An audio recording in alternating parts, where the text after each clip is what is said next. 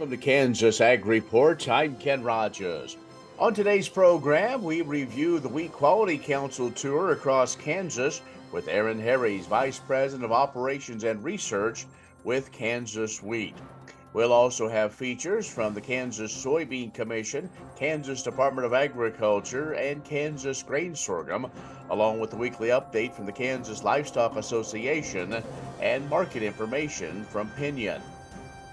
Kansas Ag Report brought to you in part by the Kansas Soybean Commission, the Soybean Checkoff, progress powered by Kansas farmers, Kansas Farm Bureau, a grassroots ag organization representing the state's farm and ranch families since 1919, kfb.org, and the Kansas Wheat Commission, lending in the adoption of profitable innovations from wheat, online at kswheat.com.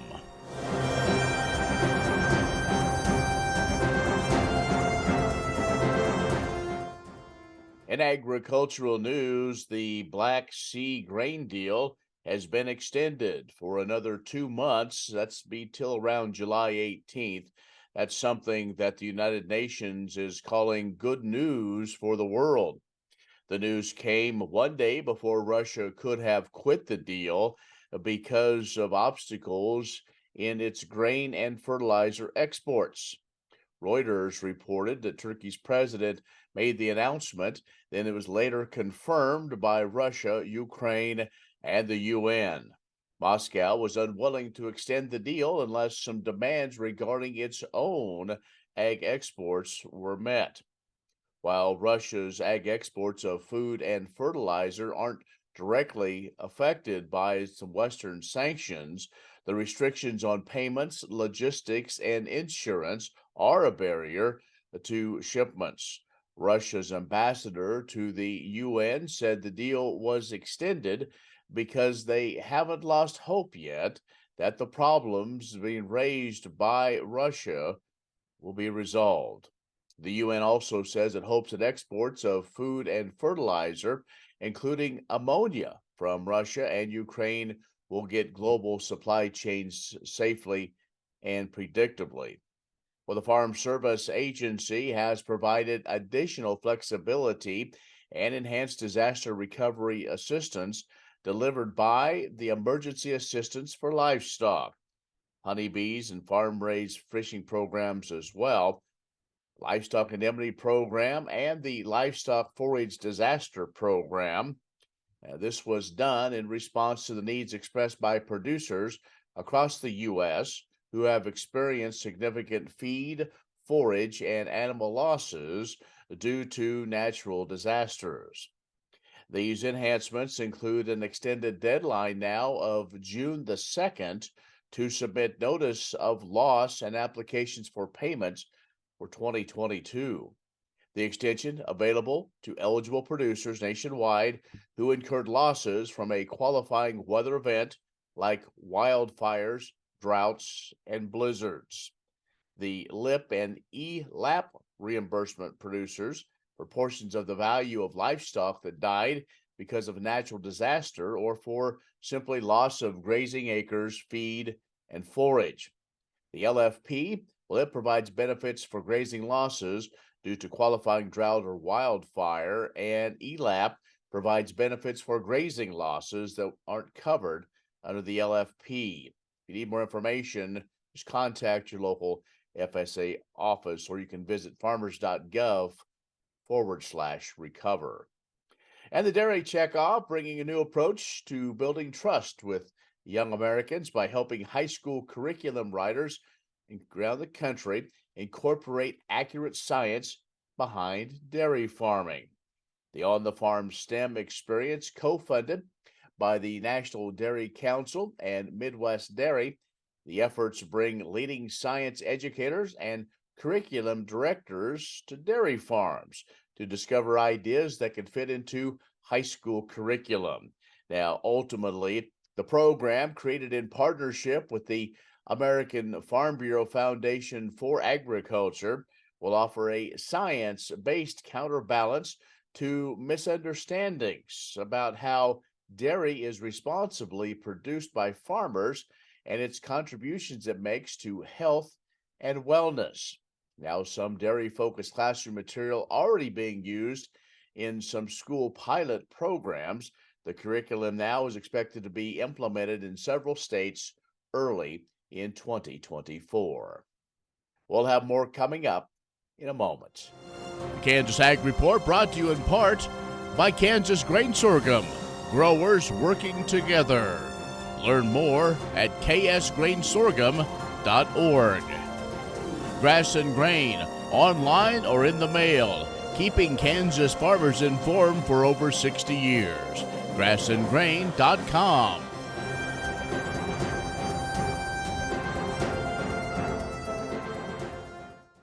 And joining us now is Aaron Harries, Vice President of Operations and Research for Kansas Wheat. Hi, Aaron. Hi, Ken.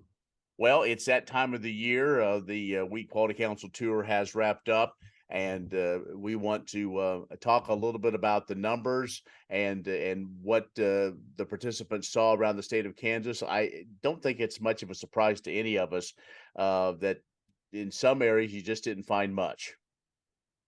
Yeah, and in fact, there were days or portions of day 2 where we struggled to find a wheat field that we could actually pull over and do a measurement in, because we don't count fields that are zeroed out or will be abandoned in that day's average. We do account for those abandoned fields when we calculate our final production for the state. But we try to stop randomly, look at the odometer every 20 to 30 miles and stop. And there were a couple of times where I was looking to the left and right, and there either weren't any fields or they had been terminated, or they were 5 or 6 inches tall, and we knew they weren't going to be harvested. So that was kind of symbolic of the whole tour. Well, we do know that even in some of the areas where a lot of this wheat's going to be abandoned or just doesn't have much, you do find some fields. I noticed some of the posts out in the far western parts of Kansas where you did find some good wheat. Yeah, there were pockets. I like to call them little wheat oases, I guess. But we ran into one around Jetmore. They're not very big, but I wasn't on the route in west central Kansas. But I think there is some good wheat in spots, in that Sharon Springs area. But again, that's few and far between. The wheat did improve as we moved back towards south central Kansas. You had to get pretty close to Wichita for it to start to improve. But even yields on the final day in south central Kansas were still about 10 bushels lower than they were at this time last year. And we all know that was a small crop too. Well, give us some perspective. I think we talked an awful lot about what to expect on this tour. Some of it came to fruition, but this is not the first time we've had low projected yields. No, it's not, but it is historical. So our total production estimate was 178 million bushels, and we looked back at the end of the tour, went way back on some numbers. So if that number is realized, that's the smallest production in Kansas since 1957, and so that is amazing. Our calculated average yield was 30 bushels an acre, and I think it's going to be tough to hit that, and the abandoned acres account for it. So this is historical, although in 1957 that was on twice the acres. So if there is any silver lining, it's that we're even harvesting a crop this year, and it's a credit to genetics. You get a little rain, and these wheat varieties respond. They'll send up one tiller. It's not multiple, and it's one head, and it's small, but it's going to focus now on making some grain and hopefully some decent quality grain. But it's just going to be a super small crop.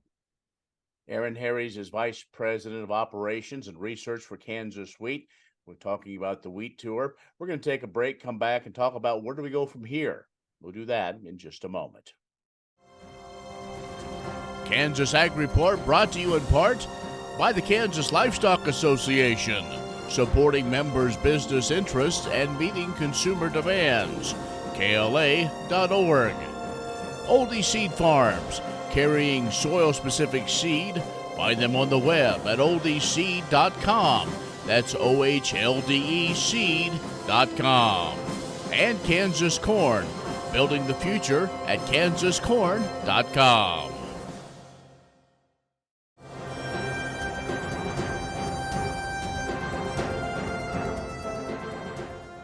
And our guest is Aaron Harries, who is Vice President of Operations and Research with Kansas Wheat. We focused on the wheat tour. Now, I guess, Aaron, let's talk about where do we go from here if we know we're going to be challenged with bushels. I guess if there is a silver lining, we may, just because of weather conditions, and we may have another year of some good protein. Oh, absolutely. I think so. I think the book is written on that. It'll be a higher protein crop. And last year, when we got these late rains in May, it helped fill those kernels out nicely. So we had, unexpectedly high test weights with that high protein. So it's a good milling and a good baking crop. There just won't be a lot of it, so our domestic market will be able to make do with it. There's going to be some opportunities. There's going to be a big soft red winter wheat crop in the eastern part of the United States, and so we'll have to get creative on some blending and things. But it might be an interesting scene at harvest time too, Ken. It's going to be a ghost town at the grain elevators where you would normally see long lines of trucks. So it's a domino effect with a small crop like this. It just is going to have impact down the road for quite a while. The other thing to think about too are those registered and certified seed and seed we know was a challenge before. This is going to be another one, but also, Aaron, one thing we can say is some of these new varieties. This is going to be a good test for them, and some are doing okay considering the challenges they've had since last fall. Yeah, if we're ever going to test drought tolerance, this is the year to do it. And I keep kidding that we need to name some of these varieties Lazarus at some point. But we saw that on the tour, where their plant had clearly been drought stressed for most of the season, and then caught a rain in the last few weeks.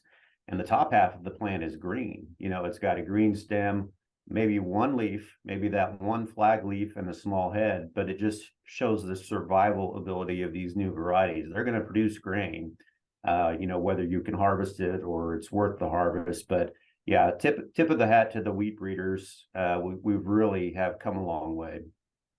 Well, Aaron, appreciate the time to visit about the wheat tour and kind of where do we go from here. There are challenges, but I say there's no one more resilient than a Kansas wheat farmer.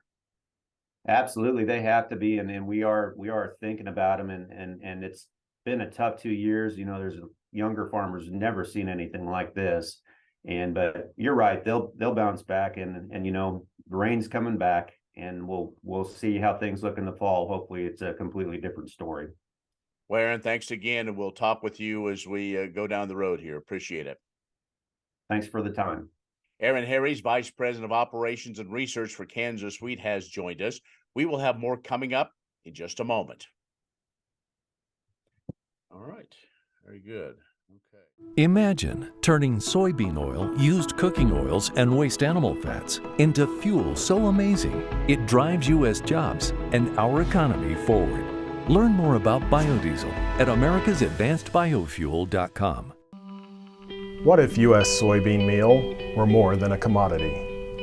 If seed companies and the soybean checkoff built a better variety? That future is here. The time is now. To meet end-user demands, the soybean checkoff is investing in the compositional quality of soybeans, including meal. A message from the Kansas Soybean Commission, the soybean checkoff. Progress powered by Kansas farmers.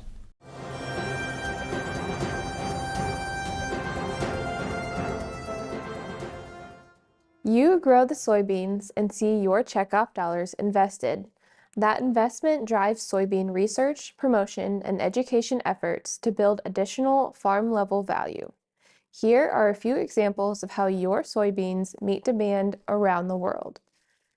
Global animal agriculture is your #1 customer. Producers rely on high-quality feed to nourish animals like chickens, pigs, turkeys, cattle, and fish that thrive on nutrient-dense soybean meal. They need reliable levels of quality protein and digestible energy to grow, all found in soybean meal from your crop.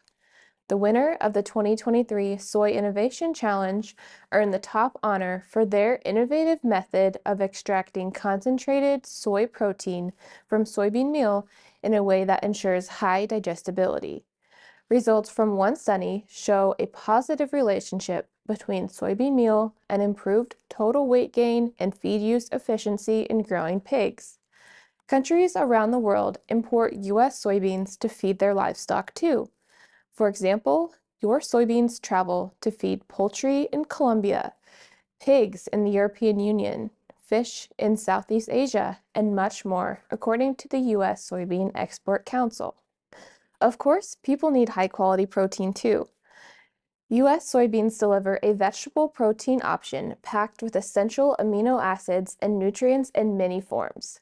The FDA has reviewed research that found 25 grams of soy protein a day as part of a diet low in saturated fat and cholesterol may reduce the risk of heart disease. And contrary to what you might think, soy flour made from soybean meal is the component used to make soy-based adhesives. Combined with a proprietary cross-linking resin, soy-based adhesive is a durable, water-resistant thermoset product that bonds wood like mussels stick to a wet rock in the ocean.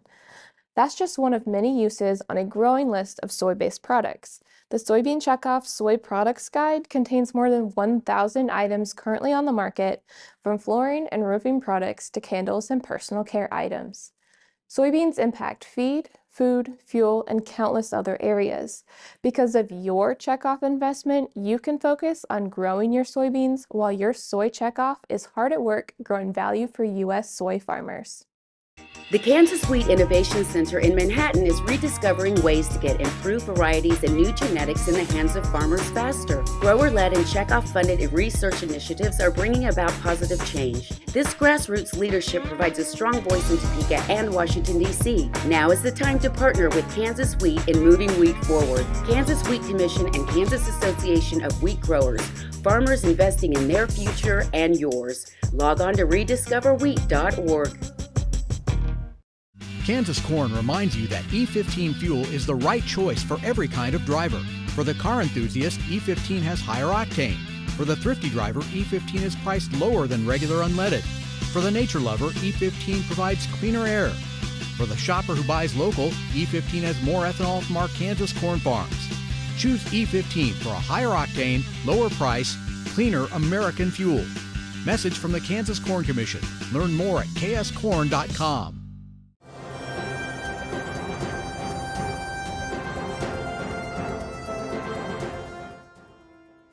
At the end of May, K-State will host the largest youth conference in the state of Kansas, the 95th Kansas FFA Convention.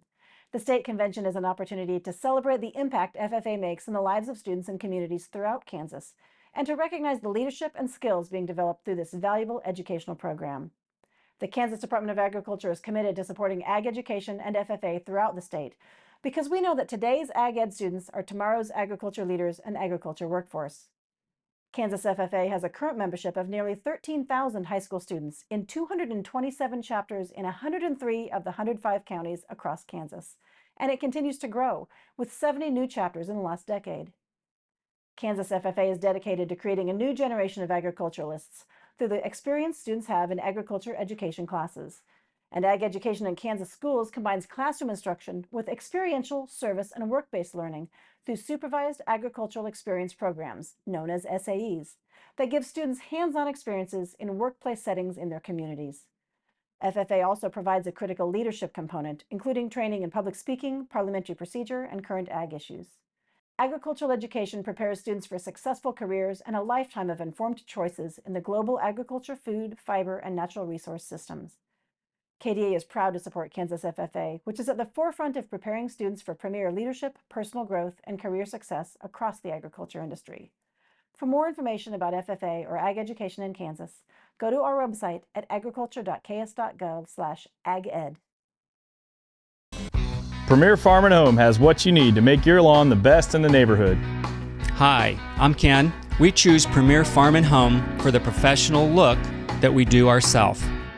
Feel free to stop in. You can also visit our website at heycow.com.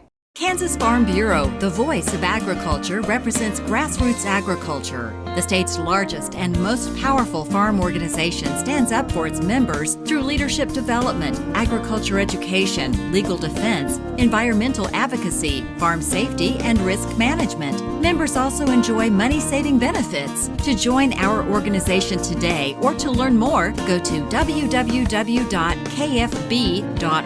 or find us on Facebook and Twitter.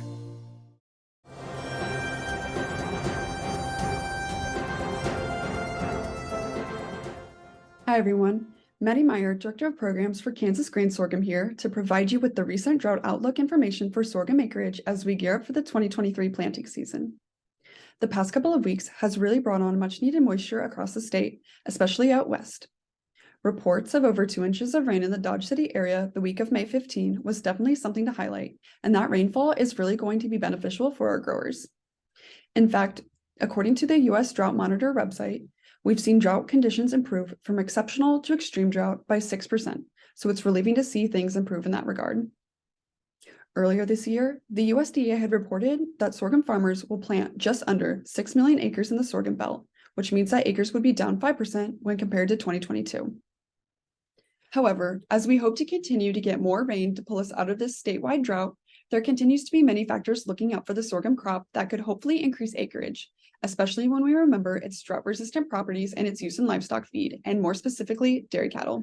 In a Seed Today article that was published earlier this spring, researchers at Texas A&M University found that male sterile sorghum, when included as an ingredient in silage, may be able to provide the same highly digestible fiber content as corn silage, while remaining water efficient.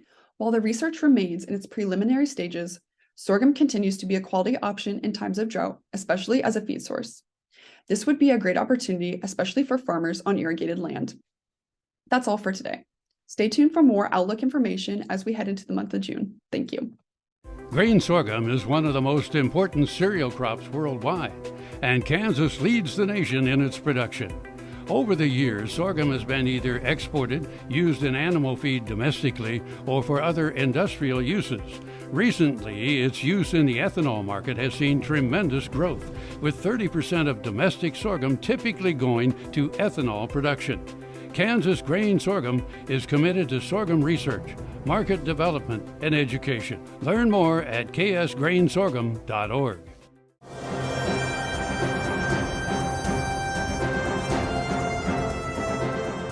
The Farm Service Agency has provided additional flexibility and enhanced disaster recovery assistance delivered by the Emergency Assistance for Livestock Program, Livestock Indemnity Program, and Livestock Forage Disaster Program.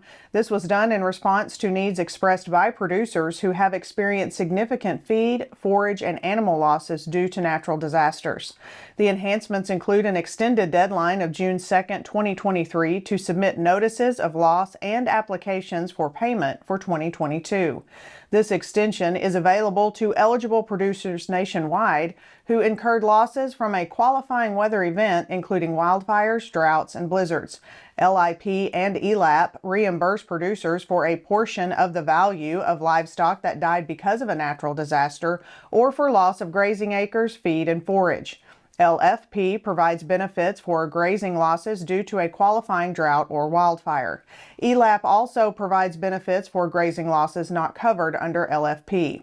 To support program access for counties that currently do not have a 365-day grazing season, FSA is waiving the 30-day time frame for producers to submit a notice of loss for the 2023 ELAP year due to qualifying drought in calendar years 2022 or 2023. Producers now can submit a notice of loss from the date it is apparent as far back as January 1st of this year for 2022 eligible losses and 2023 losses that occur before June 2nd. For more details, contact your local FSA office. Many seed companies claim to offer the latest genetics, but how many have tested those genetics in soils just like yours? The Oldie Seed Know to Grow research program has fully tested the latest seed genetics in soils that are right in your neighborhood.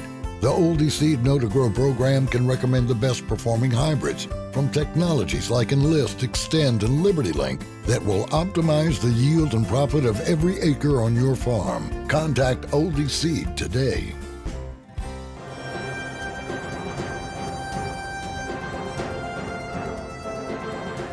Good day.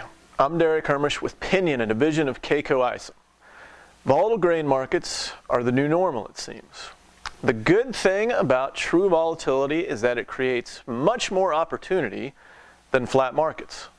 However, your opportunity to experience regret is much greater as well.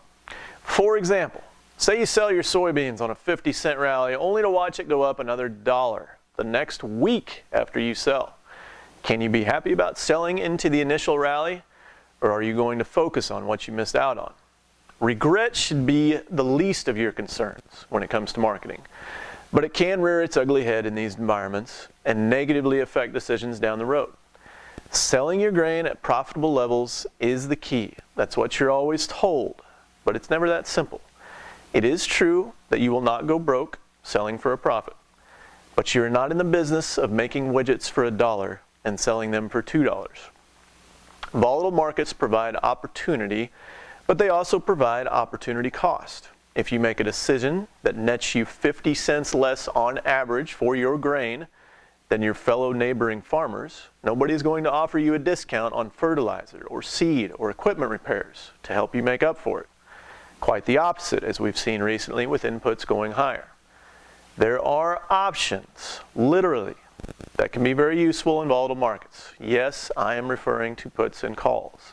I know there are many of you out there that are not fans of options. I talk to you quite frequently, and sometimes I agree with you. But in my experience, this is the environment to utilize them. If you'd like to visit with us about it, give us a call at 888-452-8751. I'm Derek Hermish. Have a good day.